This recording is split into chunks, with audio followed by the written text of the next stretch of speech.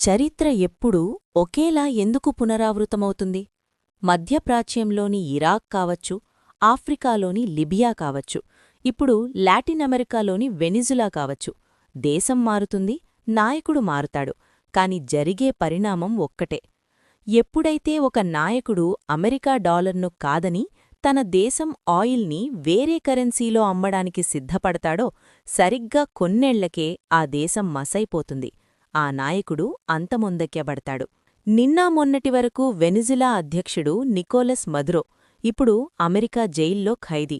2026 జనవరిలో జరిగిన ఈ అరెస్టు వెనుక ఉన్నది కేవలం డ్రగ్స్ ఆరోపణలేనా, లేక ప్రపంచాన్ని శాసిస్తున్న పెట్రోడాలర్ సిస్టంను కాపాడే ప్రయత్నమా? ఇజ్రాయెల్ పాత్ర ఇందులో ఎంత ఉంది? ఈ ప్రశ్నలకు సమాధానాలు వెతుకుతూ నేను సైతం అందిస్తున్న ప్రత్యేక కథనం ద పెట్రోడాలర్ ట్రాప్. ఈ కథ అర్థం కావాలంటే ముందు మనం 1970లకు వెళ్ళాలి. అమెరికా సౌదీ అరేబియాతో ఒక డీల్ కుదుర్చుకుంది. అదేంటంటే ప్రపంచంలో ఎవరు ఆయిల్ కొనాలన్నా కేవలం అమెరికన్ డాలర్లలో లేదా యుఎస్డీలోనే కొనాలి. దీనికి బదులుగా ఆయా దేశాలకు అమెరికా రక్షణ కల్పిస్తుంది. ఇదే పెట్రోడాలర్ వ్యవస్థ. దీనివల్ల లాభమేంటంటే ప్రతీ దేశం తమ దగ్గర డాలర్లను దాచుకోవాల్సిందే. దీనివల్ల అమెరికా కరెన్సీకి ప్రపంచవ్యాప్తంగా తిరుగులేని పవర్ వచ్చింది. కాని ఎవరైతే ఈ రూల్ బ్రేక్ చేసి మా ఆయిల్ మా ఇష్టమొచ్చిన కరెన్సీలో అమ్ముతామన్నారో అక్కడ యుద్ధం మొదలైంది. ఉదాహరణలు చూద్దాం. మొదటి ఉదాహరణ ఇరాక్. 2000 సంవత్సరం సద్దాం హుసేన్ ఒక సంచలన ప్రకటన చేశారు. ఇరాక్ ఆయిల్ని ఇకపై డాలర్లలో అమ్మం, యూరోలలో అమ్ముతామని చెప్పారు. ఇది అమెరికా ఆర్థిక వ్యవస్థపై డైరెక్ట్ వార్. 2001లో అమెరికాలో 9/11 దాడులు జరిగాయి. ఆ తర్వాత ఇజ్రాయెల్ ప్రధాని నెతన్యాహు అమెరికా కాంగ్రెస్లో ప్రసంగిస్తూ మధ్యప్రాచ్యంలోని దేశాలపై దాడి చేయాలని అమెరికాను ఒప్పించినట్లు జియోపాలిటిక్స్ నిపుణులు చెబుతారు.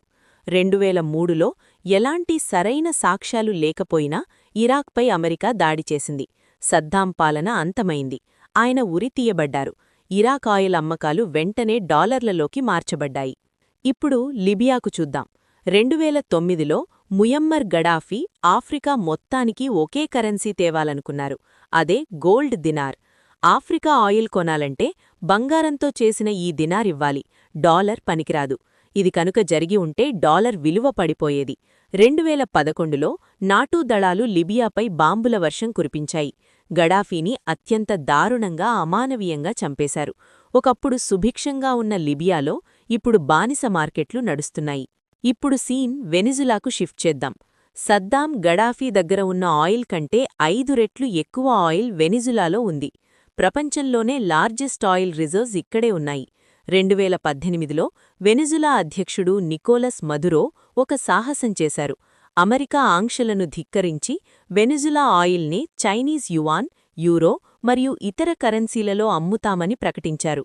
డాలర్ను పక్కన పెట్టారు. అప్పటి ముందే ఆయన అమెరికా టార్గెట్ లిస్ట్లో చేరారు. 2026కొచ్చేసరికి పరిస్థితి క్లైమాక్స్కి చేరింది. మదురో మరియు ఆయన భార్య సిలియా ఫ్లోరెస్ను అమెరికన్ ఏజెంట్లు కిడ్నాప్ తరహాలో అరెస్ట్ చేశారు. బయటికి చెబుతున్న కారణం నార్కో టెర్రరిజం, అంటే డ్రగ్స్ రవాణా. కాని ఇక్కడ గమనించాల్సిన విషయం వేరే ఉంది. మదురో పాలనలో వెనిజులా ఇజ్రాయెల్తో సంబంధాలు తెంచుకుంది, పాలస్తీనాకు మద్దతు ఇచ్చింది. కాని మదురో అరెస్టైన గంటల వ్యవధిలోనే వెనిజులా ప్రతిపక్ష నాయకుడు ఒక ప్రకటన చేశారు. మేము వెంటనే ఇజ్రాయెల్తో సంబంధాలు పునరుద్ధరిస్తాము, మిలిటరీ మరియు ఇంటెలిజెన్స్ ఒప్పందాలు చేసుకుంటామని ప్రకటించారు. దీనిని బట్టి అర్థం చేసుకోవచ్చు, ఈ ఆపరేషన్ వెనుక ఉన్నది కేవలం డ్రగ్స్ నిర్మూలన మాత్రమే కాదు, జియోపాలిటిక్స్ మరియు ఆయిల్ ఆధిపత్యం. సద్దాం, గడాఫీ, ఇప్పుడు మదురో. పేర్లు వేరైనా కథనం ఒక్కటే. ఎవరైతే పెట్రోడాలర్ వ్యవస్థకు ముప్పుగా మారుతారో వారి అంతం ఇలాగే ఉంటుందా? వెనిజులా ఆయిల్ ఇప్పుడు ఎవరి కంట్రోల్లోకి వెళుతుంది? దీనివల్ల ఇండియా వంటి దేశాలపై పెట్రోల్ ధరల ప్రభావం ఎలా ఉంటుంది? చరిత్రను గమనిస్తే బలవంతుడిదే రాజ్యం అనిపిస్తుంది. దీనిపై మీ అభిప్రాయాన్ని కామెంట్స్లో తెలియజేయండి. మరిన్ని ఇలాంటి అంతర్జాతీయ విశ్లేషణల కోసం నేను సైతం ఛానల్ని సబ్స్క్రైబ్ చేయండి. జై హింద్.